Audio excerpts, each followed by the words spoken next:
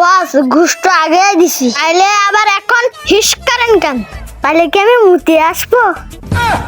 এই জিল্লু, বস বোতল দেবো না ঢেলেই দেবো? হট, তোর কাছে পানি চাইছি, তোর মনে শুধু আবি যাবি।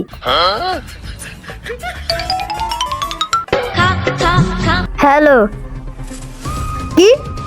বাড়িটা লাশ পাওয়া গেছে, আমি এক্ষুনি আসতেছি। এই নিয়ে মেলাগুলো লাশ পাওয়া গেল, কিন্তু কে মেরেছে তার কোনো খোঁজ নেই। বস আর একটা লাশ পেলাম। বস লাশের পাশে ওটা কি? ওসি সাহেব, এই ধর্ষককে কে মারতেছে? মেয়র সাহেব, আপনি চিন্তা করবেন না, আমি যেভাবে হোক হারকিউলিসকে খুঁজে বের করবো। হারকিউলিস? আপনি তো সমস্যায় পড়ে গেলেন, আপনার ছেলে তো এই অপরাধে যুক্ত। ওসি সাহেব, যেভাবে হোক এই হারকিউলিসকে থামাতে হবে, না হলে আমার ছেলে, এমনকি আমিও মারা যাব। জিল্লু, আমি ইন্সপেক্টর বরবাদ, আমি যতক্ষণ না আসল অপরাধীকে ধরতে পারতেছি ততক্ষণ আমি থামবই না। হারকিউলিসের পরের টার্গেট যারা যারা হতে পারে তাদের একটা গোপন জায়গায় ডাকো। বাস হাঁটতে হাঁটতে তো অনেক দূর চলে আসলাম, কিন্তু কারটা কেস তো বাকি থেকেই গেছে। ইন্সপেক্টর বরবাদ কোনো কেসই অসমাপ্ত রাখে না। এখন আনুষ্কার থেকে কাটা মস্তানের খবরটা নিতে হবে।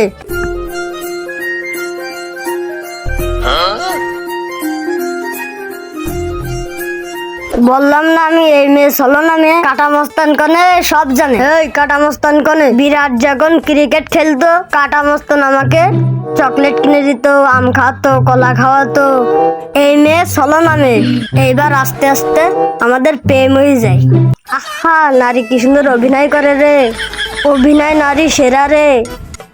আমি আর কাটা মস্তান পলায় আসি, তারপরে আমরা অনেকদিন একসাথে থাকি।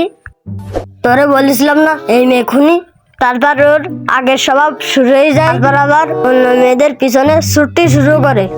যদি কাটা মস্তান আর ফিরে না আসে তাহলে তুমি আর আমি পালাই যাব। বাস আবার আপনার আমি শুরু হয়ে গেছে। জিল্লু, তুই সবগুলারে এক জায়গায় করেছিস? হ্যাঁ বাস, সবগুলো এক জায়গায় করেছি। সবাই এক লাইনে দাঁড়ান, আমি আপনাদের একটা গল্প শোনাই।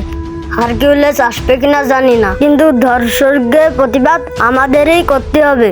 হারকিউলিসের নাম নিয়ে এগুলোই আমিই করছি, এবার আপনাদের পালা, এবার আপনারাও এর সাথে যুক্ত।